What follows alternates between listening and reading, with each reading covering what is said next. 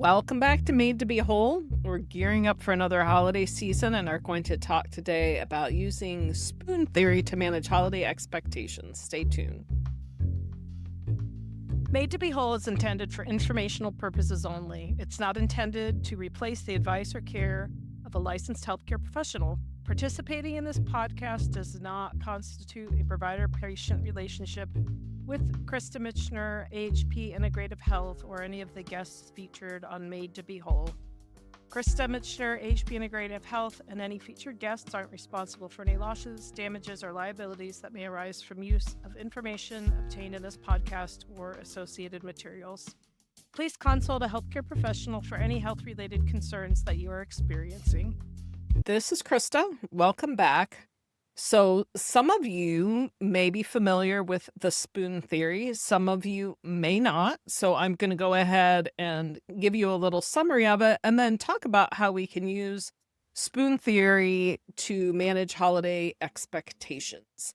Now, remember, going into the holidays, that some expectations are placed on you by others, but many, many, many of them are placed upon you by yourself.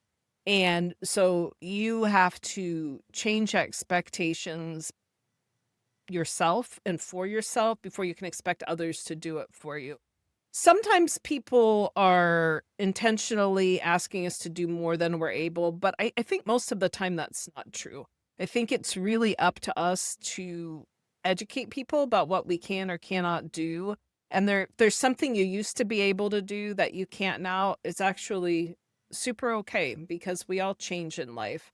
So spoon theory was coined in 2003 by Christine Michener. No, I don't know how you say her last name. I'm really sorry, Christine. So we're just going to call you Christine. But Christine had lupus, and she came up with this theory to explain to a friend what the limited abilities she had because of her illness. So she used spoons as a metaphor to represent units of energy. And so every spoon was symbolic of a finite amount of physical or mental energy that she had available for daily activities.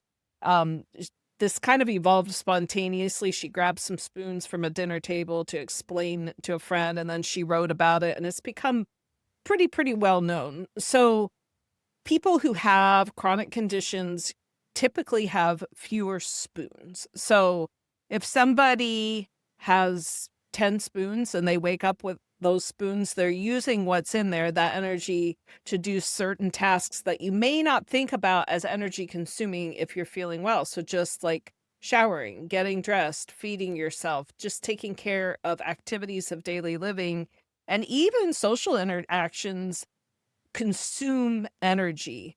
Once your spoons are used up, there's nothing else to give until you lay down and rest and replenish your spoons. And sleep is very, very important. I've talked about this before, but a lot of healing goes on while we're sleeping. Our immune systems are very active and metabolically active when we're sleeping. There's certain healing and replenishment that can only happen when we're sleeping. And that's one of the reasons why I feel so passionately about helping people make sure that their sleep. Waiting until you're better and hoping the sleep takes care of itself, I don't think is a very good idea, because you're going to have an ever dwindling number of spoons if you can't sleep. So this whole concept of spoon theory helps people, or can help people, to budget their day, what they're going to do. So they may be participating in a certain activity that takes more spoons, and they know that that's happening on Friday. So there may be other things that they have to let go. Maybe they can't make dinner that day and they're going to order out or ask someone else to help because they know they have to have energy for a child's program at school.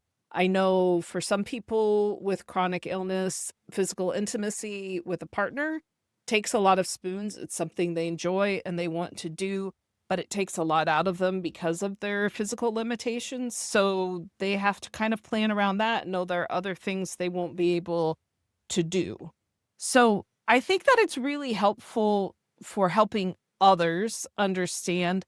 But again, your biggest accountability is to yourself and figuring out what you have to give. And I see far too many people, even people who aren't chronically ill, overextend themselves on the holidays unnecessarily. And what can be a joyful, restorative time is something that people really hate.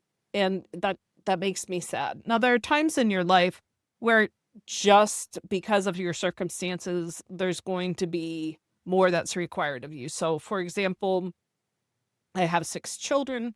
The youngest is 17. That really dampens down the number of things I have to do for my kids over the holidays because I don't have to create create magic and be Santa's assistant and all of these other things that were a bigger deal when they were young. Even those expectations I know I took on myself. One of the things that you can do, though, even in the context of having young children. So for those of you with children, we know that parents work together with Santa because he needs some help. He's got to have a lot of boots on the ground because there's all these kids to take care of. I have some friends who they spend an inordinate amount of time wrapping gifts. Like, it's a big fat deal. In my husband's family growing up, the gifts from Santa were never wrapped. They were just in a little pile next to each child's stocking. That is one way that you can take spoons that would be used for wrapping gifts and put them elsewhere. I've mentioned before that for holidays, I no longer really cook. I order out because that took a lot out of me. And I don't think it's that necessary. It's just an expectation that's created. There are a few things that I make from scratch because my kids really like it. They really prefer my mashed potatoes, and I don't mind doing that.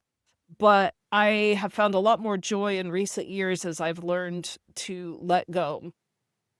One of the other things that we thrust upon ourselves is this expectation to give gifts to everyone. You'll see in the ads that say, don't forget your hairdresser and the mail carrier and the person who your Amazon delivery guy. I don't know, like lists and lists and lists. And then you have kids and they have a whole bunch of different teachers and coaches and this idea that you have to give to everyone. You just don't. I mean, straight up, you just absolutely don't. And that's an expectation that you're thrusting upon yourself. And I would suggest letting it go.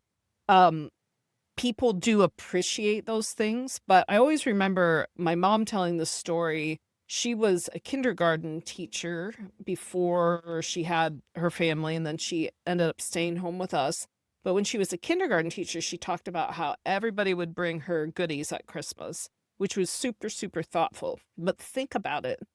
As a single woman, having an entire class full of children bring you sweets, that's far more than you can and should consume. And it was overwhelming, so she had to find people to give it to and to share with. I would propose that you can do kind and thoughtful things for people other times of the year that aren't necessarily around the holidays. That will mean just as much or more to them. Also, just expressing gratitude, which we talked about last week, is one of the kindest things you can do. My kiddos, I have some with special needs. And so that would also, if I would have tried to take care of everybody with gifts, would have gotten to be a big financial burden. So I tried instead to write notes of gratitude, just thanking them for what they did, the time that they put in, that sort of thing.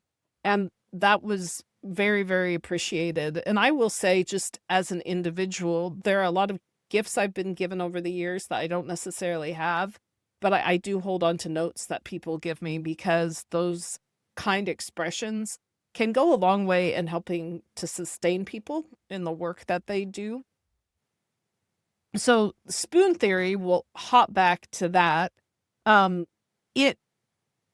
It leads us to plan better, okay? So if you know you have a limited number of spoons, you can just go and go and go until you crash, and then you can be tired and grouchy and useless, or you can plan. And that's what I would absolutely recommend to people, especially people who have kind of invisible disabilities or illnesses. There are some people who their limitations are a lot more obvious, so people may expect less. But if you look fine, then people aren't going to know to cut you slack if you don't let them know.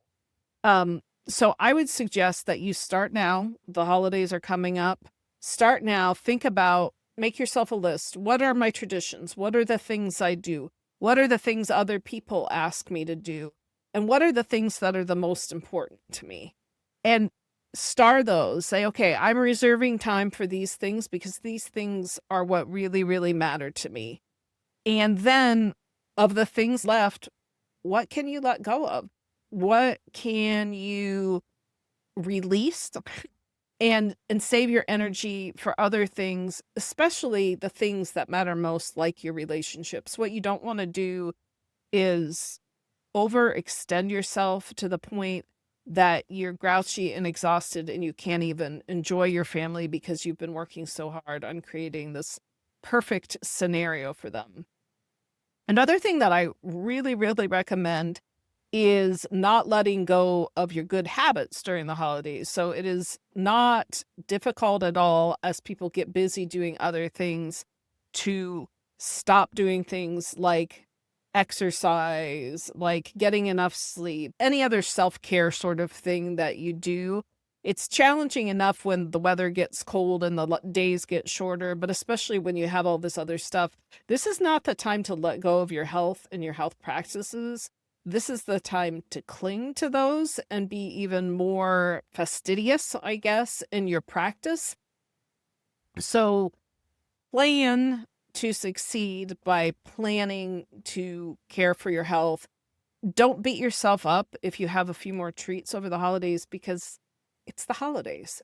Every January people come and they tell me how terrible they are and how terrible they were over Christmas and how they ate what they shouldn't have and da da da da da da.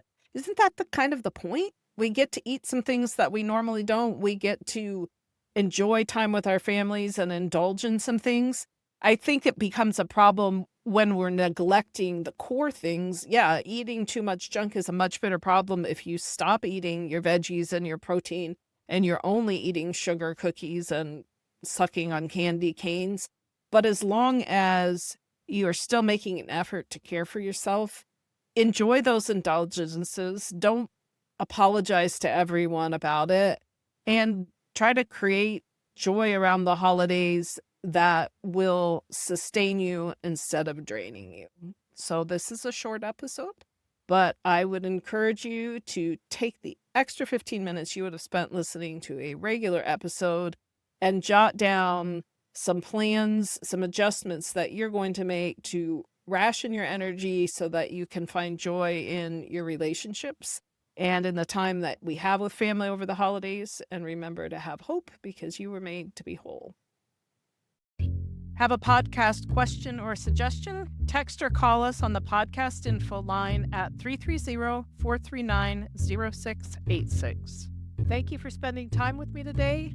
If you like what you hear, please subscribe to be notified when new episodes release. And remember, you were made to be whole.